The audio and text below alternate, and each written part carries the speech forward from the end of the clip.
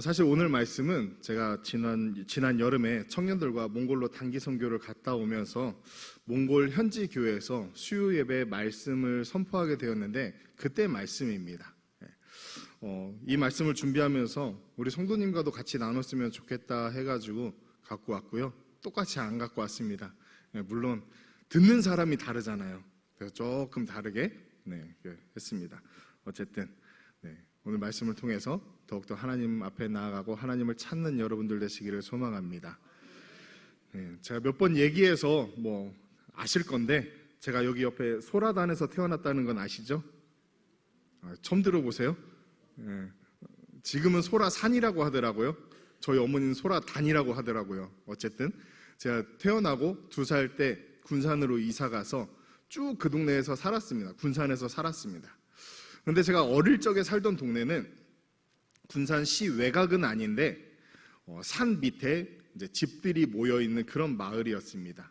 지금은 거기에 군산 청소년 수련원이 있더라고요. 그곳에서 살았는데 어릴 적에 기억나는 것 중에 하나가 무엇이냐면 장례가 나면 사람들이 흰 옷을 입고 그리고 상여를 메고 이렇게 마을을 돌더라고요. 노래를 부르면서 이제 가면 언제 오나 어이야 이렇게 노래를 부르더라고요.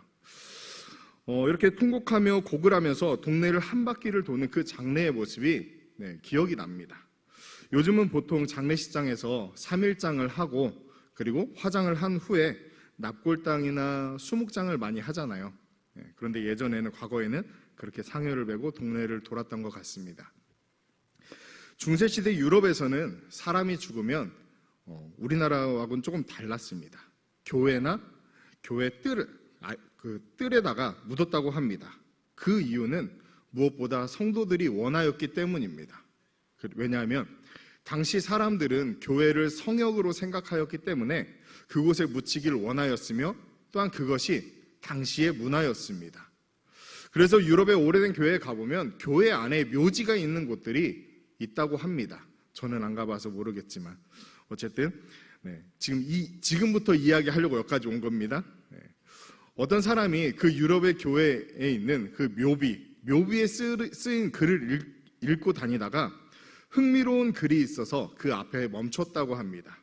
그 묘비에는 3줄의 글이 쓰여 있었는데 첫 번째 줄에는 나도 당신처럼 그 자리에 서 있었소 라는 글입니다. 그 글을 보고 그랬겠지 라는 생각에 웃으면서 두 번째 글을 읽었는데 두 번째 글에는 나도 당신처럼 그 자리에서 웃고 있었소 라고 쓰였다고 합니다. 그 글을 보고 뭔가 좀 심상치 않다라는 생각이 들어서 세 번째 줄을 읽었는데 세 번째 줄에는 이제 당신도 죽을 준비를 하시오 라고 쓰여 있었다고 합니다. 사람이라면 누구나 피할 수 없는 것 바로 죽음입니다. 어떤 사람들은 인간은 유기체이기 때문에 죽음은 자연스러운 현상이라고 말합니다. 무슨 말이냐면 인간이 죽는 것은 자연의 법칙이라는 말입니다. 그러나 성경은 인간의 죽음을 자연의 법칙이 아닌 죄라고 분명하게 말씀합니다. 로마서 5장 12절 이렇게 말씀합니다. 우리 화면을 보며 함께 읽어보도록 하겠습니다. 그러므로 한 사람으로 말미암아 죄가 세상에 들어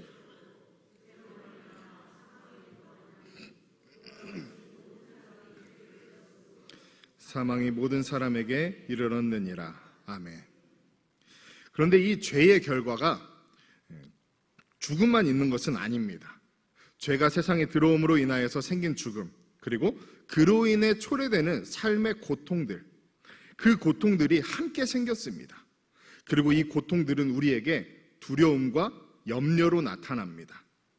죄로 인한 죽음, 그로 인해 파생되는 이 두려움과 염려는 우리 안의 기쁨을 빼앗아가기도 하고 우리의 기력을 쇠하게 하기도 하고 때로는 정신적 이상과 도덕적 마비까지 일으키게 됩니다. 이처럼 죄는 우리의 삶 그 전부를 흔들어 놓았으며 이 모든 것은 죄로 인한 결과 사망이 가져다 주는 것입니다. 나폴레옹 힐이라는 사람은 현대인에게 나타나는 7가지 두려움과 염려가 있다고 합니다. 여러분은 몇 가지나 해당되는지 한번 체크해 보시길 바랍니다. 첫 번째는 가난에 대한 두려움입니다. 두 번째는 실패에 대한 염려와 실패한 나를 바라보는 사람들의 시선에 대한 두려움입니다. 세 번째는 질병에 대한 두려움이고, 네 번째는 사랑하는 자와 헤어지거나 사별하는 것에 대한 두려움이고, 다섯 번째는 노후에 대한 불안으로 생기는 두려움이고, 여섯 번째는 자유를 잃어버리게 될 것에 대한 두려움이고, 그리고 마지막 일곱 번째는 죽음에 대한 두려움입니다. 몇 가지나 공감이 되시나요? 다는 아닐지라도 많은 부분이 공감이 될 거라고 생각을 합니다. 그런데 하나님께서 이 세상을 창조하셨을 때에는 사망은 물론이고 이러한 두려움과 염려 따위는 전혀 없었습니다. 오직 기쁨과 평안만 있었습니다. 왜냐하면 하나님께서 창조하신 동산에서 하나님과 함께하며 모든 것을 누리며 아픔도 슬픔도 없이 그렇게 살았기 때문입니다. 그런데 지금 우리는 평생을 죄로부터 비롯된 불안과 염려와 두려움을 가지고 살아갑니다. 자녀의 진학에 대한 염려, 건강과 미래에 대한 염려, 경제적 불안과 실패에 대한 두려움 등 사람들은 이러한 두려움을 극복하고자 부단히도 많이 노력하였고 각자의 방법을 찾기도 하였습니다. 물론 그 방법을 찾는 것을 통하여서 인류의 발전을 가져오기도 하였습니다. 대표적인 것이 의료의 발달이겠죠. 또한 우리에게 편리한 생활을 돕는 IT 등이 있을 것입니다. 그런데 문제는 아무리 세상이 발전한다고 한다 하더라도 우리가 가진 그 궁극적인 두려움과 염려는 결코 없어지지 않습니다. 오히려 세상이 발전할수록 그 두려움과 염려가 점점 더 커져가는 것 같습니다. 우리 안에 기쁨은 점점 사라지고 삶의 고통과 함께 수반되는 두려움, 그것이 극에 달하면 견디지 못하고 극단적인 선택을 하기도 합니다. 그렇게 잠언 기자는 우리에게 오늘 본문 말씀에 모든 지킬 만한 것 중에 더욱 우리의 마음을 지키라라고 그렇게 말씀합니다. 우리가 마음을 지켜야 하는 이유, 그 이유는 우리 마음에 두려움이나 염려 등으로 공격하는 것들이 많이 있기 때문입니다. 그 주적이 바로 사단입니다. 사단은 무엇보다 우리에게서 하나님 나라를 향한 영원한 소망까지도 빼앗으려고 하기 때문에 우리는 그 모든 것들로부터 스스로를 철저히 지키면서 살아가야 합니다. 그런데 문제는 뭐냐면 날마다 걱정과 염려, 두려움 앞에 놓여 있는 우리의 삶인데 그 마음을 지키는 것이 결코 쉽지 않다는 것입니다. 그리고 그렇게는 살아갈 수 없을 것만 같습니다. 하지만 우리를 흔들어 공격하는 그 사단으로부터 결코 흔들리지 않고 두려움과 염려로부터 마음을 지키고 극복한 것 같은 사람들이 있습니다. 조금 더 정확히 말하면요, 두려움과 염려 따위는 전혀 신경 쓰지 않고 아예 없는 것처럼 살아가는 사람이 있다는 것입니다. 바로 다윗입니다. 사람들은 거대한 그 골리앗의 모습에 그 어느 누구도 이기지 못하리라 생각하여 두려움에 떨었습니다. 골리앗과 게임도 안 되는 그 싸움이 불볼 듯 뻔한데 괜히 나섰다가 개죽음 당할 것이 뻔하였고, 그래서 그 누구도 나가서 싸워볼 생각도 못하고 서로 눈치만 살피고 두려워 떨었습니다. 당연히 군의 사기는 바닥을 치고 있었습니다. 이때 다윗이 나섭니다. 갑옷도 입지 않은 다윗은 물매와 돌을 가지고 골리앗 앞에 나아갑니다. 골리앗이 그 다윗의 모습을 보며 이렇게 말합니다. 네가 나를 개로 여기는구나. 그렇게 다윗을 조롱하며 하나님까지 비방합니다. 어느 누구도 싸워볼 생각을 하지 못한 골리앗이라는 그 두려움, 괜히 나갔다가 죽을까 하는 그 염려 때문에 나서지 못하는 수많은 군사들, 그러나 그들과 다르게 아직 소년에 불과한 다윗은 담대하게 골리앗 앞에 나아갑니다. 어려서부터 다윗은 양을 치다가 사자나 곰이 와서 그 양 새끼를 물어가면 쫓아가서 그것을 쳐서 양을 구하였습니다. 사자나 곰이 강아지는 아니잖아요. 그런데 다윗이 그 사자나 곰의 무서움을 몰라서 그렇게 했을까요? 아닐 것입니다.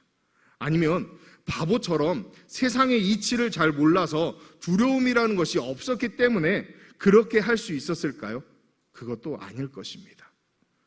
다윗이 두려움 없이 골리앗 앞에 나설 수 있었던 이유, 사자나 곰을 따라가 칠 수 있었던 그 이유, 그것은 그의 고백에서도 볼 수 있듯이 오직 만군의 여호와 하나님이 그와 함께하였고, 다윗에게는 그 믿음과 확신이 있었기 때문에 담대히 나아갈 수 있었던 것입니다. 사무엘상 17장 45절에 이렇게 말씀합니다. 우리 화면을 보면서 함께 읽어보도록 하겠습니다. 너는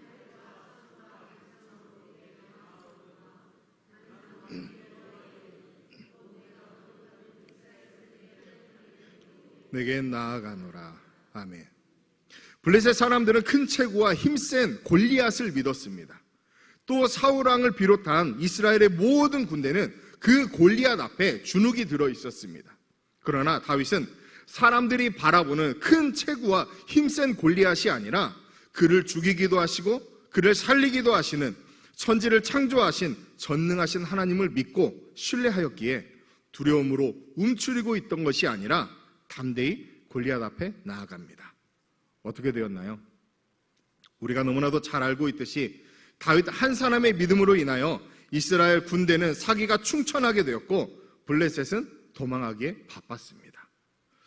또한 사도행전 16장을 보면 바울과 실라는 함께 복음을 전하다가 감옥에 갇히게 됩니다. 당시 감옥은 지금 우리가 생각하는 그 교도소와는 조금 다른 모습입니다. 당시 그 감옥의 모습은 여러 가지 모습이 있었지만 한 가지는 굴을 깊이 파서 비좁은 감옥 안에 죄수들을 한 곳에 몰아넣었다고 합니다. 그래야만 간수들이 그 죄수들을 관리하기 편하였고 탈옥을 방지하고자 하는 그 목적도 있었다고 합니다. 죄수들은 감옥에 갇히기 전에 대부분 매나 채찍을 맞게 되는데 그 매나 채찍으로 인하여서 생긴 피로 물든 상처들, 그러한 사람들이 다닥다닥 붙어 있습니다. 위생이라고는 전혀 찾아볼 수가 없고요, 감염으로 죽어도 전혀 이상할 것이 없는 그러한 곳입니다.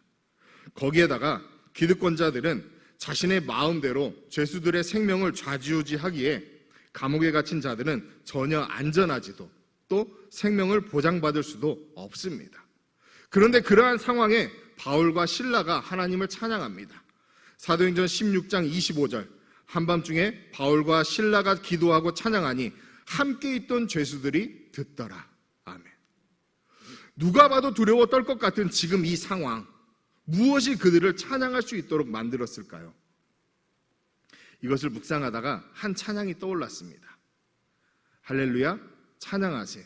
내 모든 죄 사함 받고 주 예수와 동행하니 그 어디나 하늘나라. 아시죠? 아마도 바울에게는 그가 지금 있는 그곳이 감옥이든지 초가집이든지 좋은 집이든지 하나님과 함께하는 그곳이 바로 하나님 나라였던 것입니다. 생명을 주신 이도 여호와시요 거두신 이도 여호와시라는 믿음과 확신이 바울과 실라에게 있었기에 그들이 처한 극한 상황 속에서도 목소리를 높여서 찬양할 수 있었던 것입니다. 베드로도 마찬가지로 바울처럼 동일하게 감옥에 갇혔지만 천하태평하게 잠을 잡니다. 보통 두려움과 불안이 있으면 잠을 자는 것이 쉽지는 않습니다. 그런데 어찌나 깊은 잠이 들었는지 천사가 옆구리를 쳐서 깨웠다라고 그렇게 말씀합니다.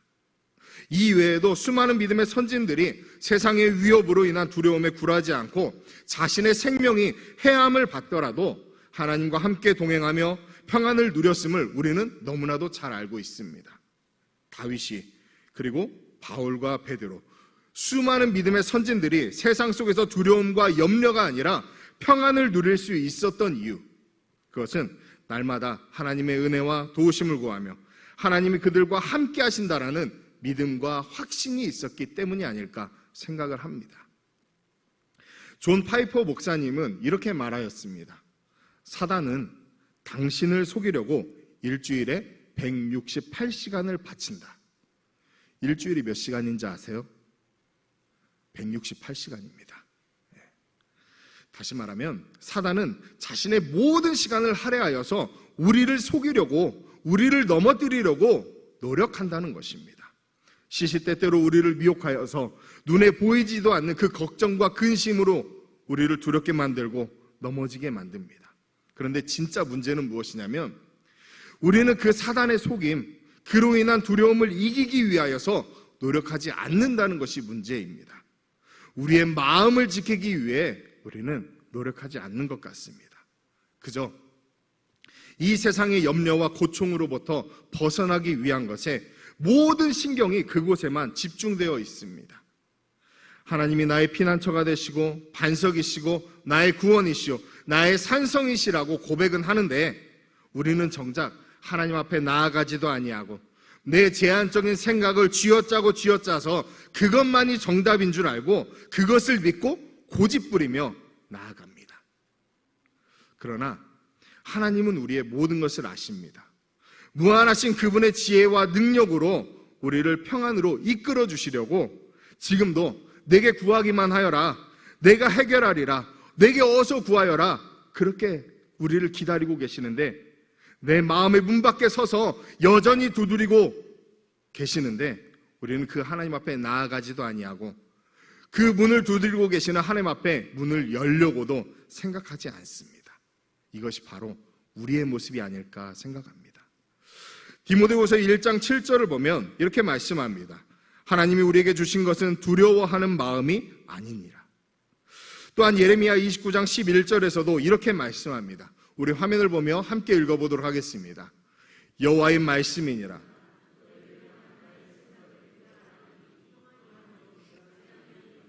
너희에게 미래와 희망을 주는 것이니라.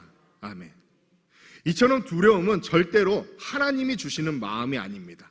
우리가 염려함으로 그 키를 한 자라도 자라게 할 수 없다라고 예수님은 분명하게 우리에게 말씀하셨습니다.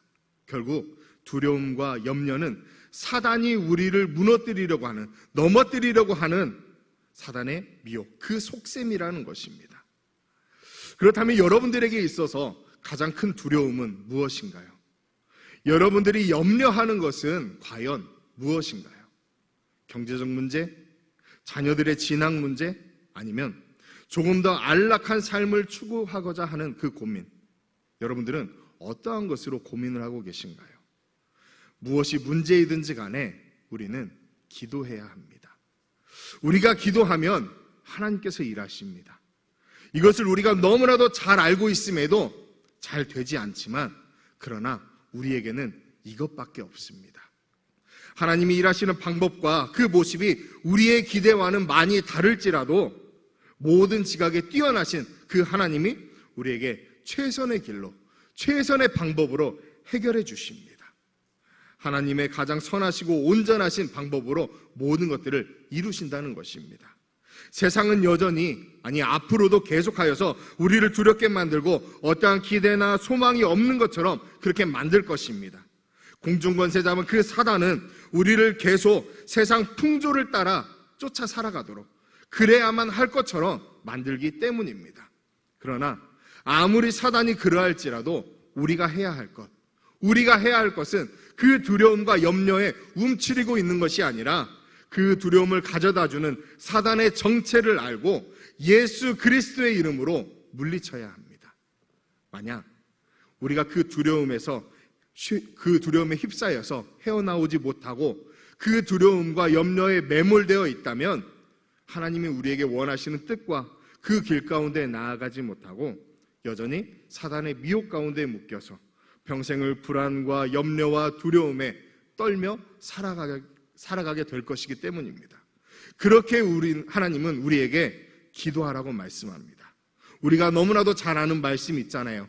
예레미야 33장 3절 말씀, 우리 함께 읽어보도록 하겠습니다. 함께 읽겠습니다. 너는 내게 부르짖으라. 내게 응답하겠고 내가 알지 못하는 크고 은밀한 일을 내게 보이리라. 아멘. 그런데 저는 이 말씀보다 그 앞절의 말씀이 더 핵심이 있지 않나 생각을 합니다. 우리 2절 말씀도 같이 한번 읽어보도록 하겠습니다. 이를 행하시는 여호와,